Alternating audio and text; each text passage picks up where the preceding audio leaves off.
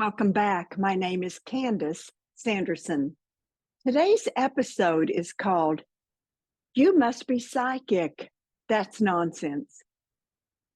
Growing up, I remember hearing about mystics and psychics who, by some mysterious skills, could tell the future. They could reach into your life and share details that no one in the world would know except you. How did they do that? What was their secret? Was this magic or something else? These conversations often occurred in a mist-filled dark room, speaking in hushed tones. Ah, yes, that strange world of seances, of crystal balls and long-haired gypsies with golden bangles on their wrists, whispering of a life that surrounds everyone, but eludes most of us regular people. Because we, the normal people, saw the world for what it was. Whatever our senses measured, now that was real. What we feel, what we taste, what we see, what we smell, what we hear, that was life. Back then, I thought that was real. But now I realize that this other world is probably what is real, those mystical, magical spaces of the non-physical. It's just that our senses are too limited, too bulky to actually recognize these realms. You see, our physical bodies are not really equipped to register, much less understand, those worlds where the psychics delve. Our senses cannot identify these dimensions, but our non-senses can. Non-senses? Several years ago, my messenger spoke to me about learning to access my, quote, non-senses. Now, my messengers are sometimes humorous, but they were referring to these senses that go beyond the physical. They called them non-senses. It's these non-senses that actually allow us to perceive the non-physical world that surrounds us all the time. These are senses that everyone has, but often we don't use them. We do not purposefully engage them because, well, we don't even recognize them as existing. Let me share an example. These non-senses are responsible for the cold chills you get when you're talking with someone and all of a sudden their words hit something in you. It's something that you can't really define, but they register something that's on a level beyond the 3D and you have cold chills. Now, these chills are not telling you that you're cold or you're feverish. There's no physical reason for them to occur. But instead, these chills tell you to pay attention. Pay attention to the conversation. Something was just said that speaks to you. It speaks truth. It's something that, no matter what it is very important for you. Perhaps it's answers to questions you've had. For me, those chills have always been a strong indicator from spirit. I perk up, I listen. But this is fairly common for many people. So the next time it happens to you, I want you to just stop what you're doing. Pause for a second and pay attention. Figure out what this is. What is this that's surrounding you that is so important? What was said? Why is it important for you to focus on this? So what I'm saying is it's okay to ask questions, even if you're asking them just to yourself, asking spirit. But when this happens, the next step is to have gratitude for the heads up, because what this does, it helps raise your vibrations. And as your vibrations are higher, then that makes you even more open to this subtle information from that field of the non physical. It also lets your guides know that you've tapped into their message. So maybe it's just a start, but this is great. Having cold chills for no physical reason suggests that you've begun to stretch that antenna that you have beyond their usual skills. You've expanded your focus, you've expanded your awareness, you've become more receptive. Now I think of psychics much differently than those imaginings of my childhood. When I began receiving messages from the non physical worlds in 2013, I went from disbelief to awe in a very short period of time. I had too much verifiable information from these angels and guides to ignore the communications. With hundreds of messages, which later on added another component, I started having visions. But my view of these psychics changed significantly. I no longer see them as these otherworldly people living in a woo woo world. Instead, I see them as being very grounded, usually very wise, because they're connected to truth in ways that are maybe just a little different than most of us. I have learned to view the 3D world through the lens of energy. This is something my messengers taught me. And in doing so, everything began to make sense. There's not just a 3D world that surrounds us, there's so much more than that.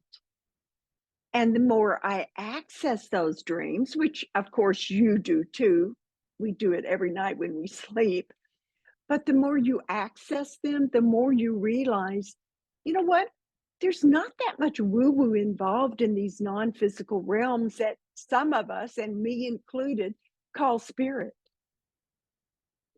Energy, vibrations, and frequencies. Nikola Tesla was right when he said to learn the secrets of the universe, you had to look at those three things. When I embraced the everything is energy theory, I realized how our words, thoughts, and emotions were the same. They were all energy, perhaps different expressions, but still energy. Bringing in higher vibrations to words and thoughts affect our emotions, just as bringing in those lower vibrations also affect our emotions. But we have a choice. The messengers taught me the T formula, TEA, thoughts, energy, action. And this formula regulates and explains everything. It's a pathway, a blueprint that I use to understand life. When I first began using the T formula, I saw how I brought in energy that affected me. Some of it was great. Sometimes I did it accidentally, but in retrospect, I could understand what had happened. But now that I know, I'm living my life with much more purpose than before. I know that I am the one in charge of arranging and planning my life, one nanosecond at a time.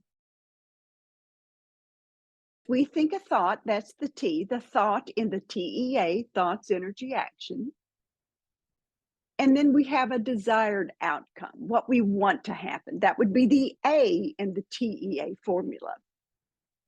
Whether our actions manifest in alignment with that original thought depends on that E in the middle. It depends on how we fuel our thoughts. Many people are familiar with the law of attraction. Your thoughts are like magnets. Like thoughts come together. Well, With that premise, let's take a look at that E, that energy in the TEA formula. Your thought might be to become successful at some particular job or skill. Maybe you even create a vision board. Yeah, you get those magazines out and you cut out pictures, put them on a board. You're visualizing what you're going to manifest. Then, in the middle of your cut and paste job, all of a sudden it's like, who do I think I am? What makes me think I can do this? How and why could I do this? So, what happens is our old friend doubt creeps in. And before long, you realize your action did not materialize as you had hoped it would. But it did happen precisely as the formula indicates. It manifested, that's the A, the action in TEA, exactly how you thought, the T, because you fueled it with the E, the energy of doubt. You brought in the energy of doubt, which then aligned your thoughts with that fuel, the fuel of doubt. That E is what bridges the thought with the action, and it is so important. What has been most useful for me is not making those vision boards or spending a lot of time on specific projects, but by becoming aware that everything is energy, it gives you a chance to pause when you feel yourself running on empty or feeling less than your usual self. Maybe you've been sick, under the weather. Perhaps you've been with people who drain your energy. And in a few minutes, I'll share how to protect against those interactions. But maybe you haven't eaten well and you've not gotten enough sleep. But whatever the reason, when you realize that your energy is low, that middle element in the TEA formula, know that your actions, the manifestations of your thoughts, will be affected. If you're planning a road trip and you have a 6-hour drive to make with no stops, you don't head out on a quarter of a tank of gas. No, you have a full tank of gas, a bottle or two of water, and maybe some easy to reach snackaroos to keep your energy up. When you bring this TEA formula into everyday life, you begin to understand some of the pitfalls that you've had are avoidable. You see how your energy connects your thoughts with your actions. Like what used to happen to me years ago. Have you ever heard that phrase about getting up on the wrong side of the bed? By mid morning, you wish you could return to bed. Everything goes wrong, from tripping when you get up to burning your toast to slamming the house door on your hand or locking your keys in the car. Everything goes downhill. As I look at this scenario now, when I trip, when I get up and stub my toe, I force myself to take a deep breath as I hobble to the kitchen for a bag of ice. I realize I need to change my energy. I purposefully take a few moments to feel grateful. That's not always easy to do, but I make myself feel grateful for my other 9 toes that do not hurt. I force myself to be happy that I only stubbed my toe instead of breaking my foot or maybe banging my head on the door frame. But what I do is I intentionally change the energy of my thoughts. I don't let that pain and low energy run throughout the rest of the day and ruin everything. I hobble on to work with a smile on my face. For those of you who follow me, you've heard this advice before. Smile, even if you don't want to. Smile like you believe it. Your brain will then respond to your smile by releasing hormones throughout your body that help you stay positive. It raises your vibrations. Your brain does not know the difference between an event and the thoughts of the event. So, if your brain is going to be on a never ending loop, choose something positive. Take out pictures of your family or your pets and smile. If you're having a really challenging day, realize that each second brings you closer to that day ending.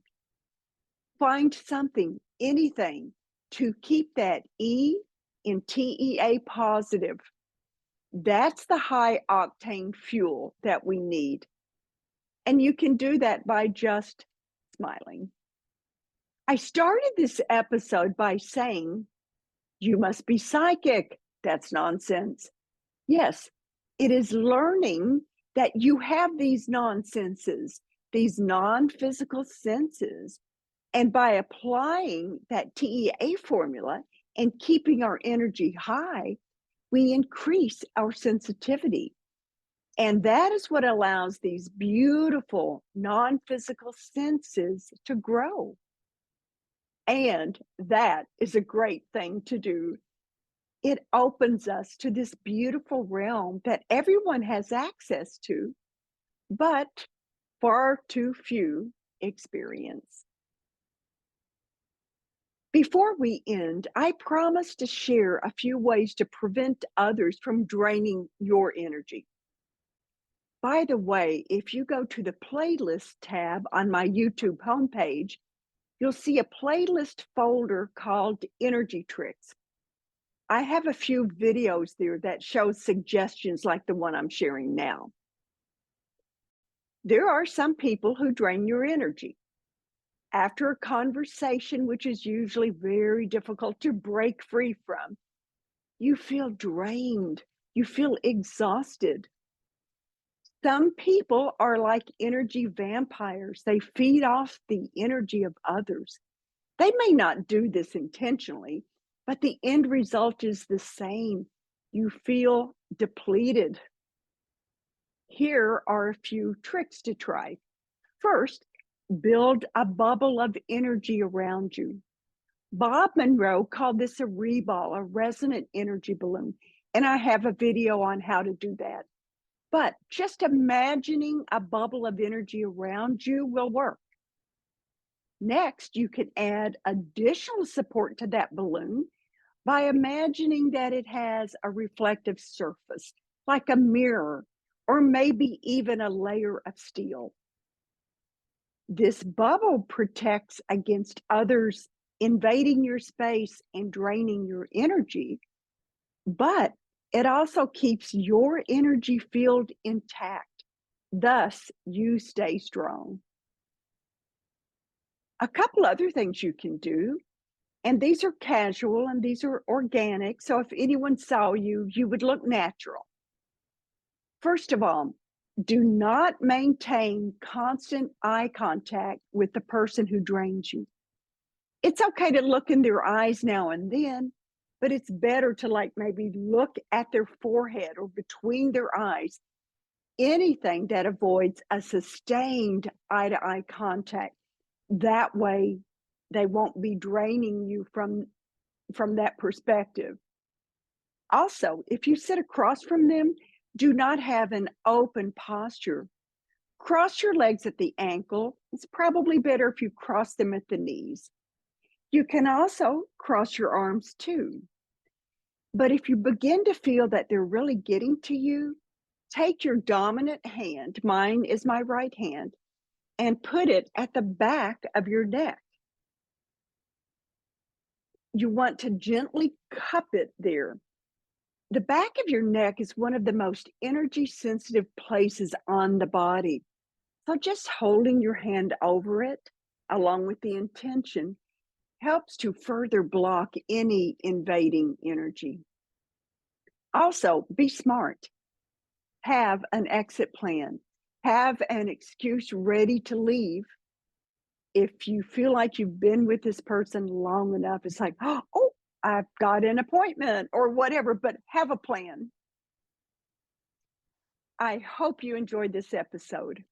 Remember to recognize and use your non-senses, your non-physical senses, because they will help you tap into a world of beauty and wisdom that always surrounds us, but many of us just do not recognize. I am thankful and grateful. I appreciate all of you who subscribe, share, comment, and like.